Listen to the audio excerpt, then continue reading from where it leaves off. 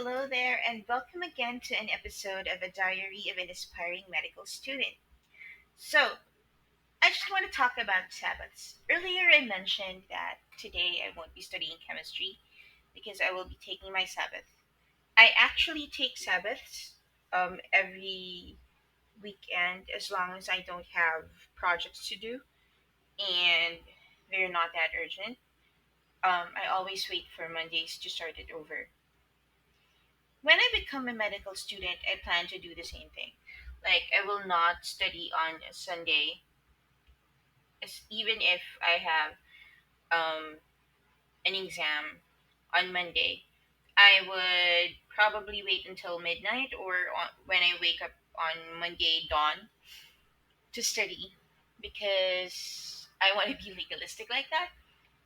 More than legalism, I believe in the power of rest.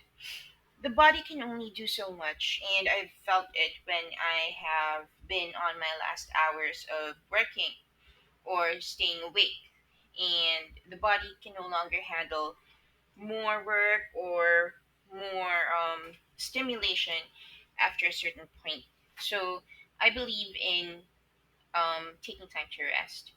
Also, I was reading a book by Patrick Mabilog about rest, but I haven't really dived into it yet, but I will be reading it.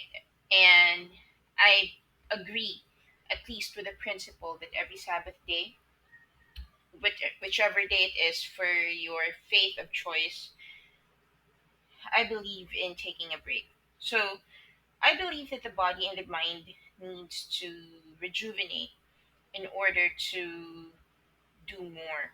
You can probably notice that on your nth hour, you are slower than you should have been had you been fully rested. So yes, I will be taking time to ex um not do anything that's really a huge exertion. And such as chemistry. Chemistry is an exertion on my part because it's an unfamiliar subject, and although I um I find it a lot easier now, especially with the book that I'm reading. It's still work for me. So yes, I will take time to do my Sabbaths. I will rest.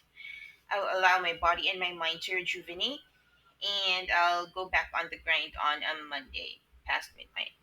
So going back a little to chemistry, I will say that the dummies or the homework helpers books really helped me because they simplify the matter.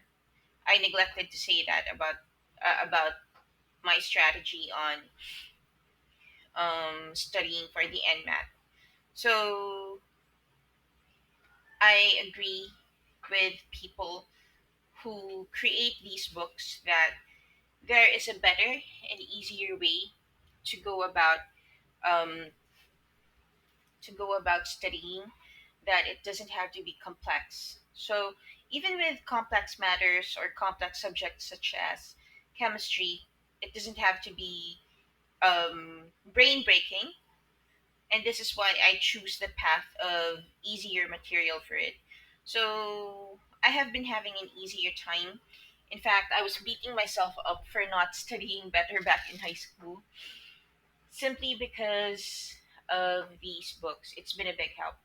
So, just to continue off of episode 2, I would like to say that I regret not studying properly when I was younger because now that I see that I actually understand the equations that have been introduced in the first chapters of the book, I comprehend them. It's a big surprise. So I wish I had materials like these when I was younger, and I wish I was more willing to actually learn as opposed to how I did in high school. I was very rebellious. I didn't Every time I didn't like the subject, I didn't like the teacher either. And it was encouraged in the book that I'm reading that um, we should not resist the people who are trying to help us to learn. So, yeah, I have my regrets, but it's fine. This is the path that I took. I will brave it. So, this has been an episode of A Diary of an Aspiring Medical Student. To wrap up, yes, I think everyone should take time to rest.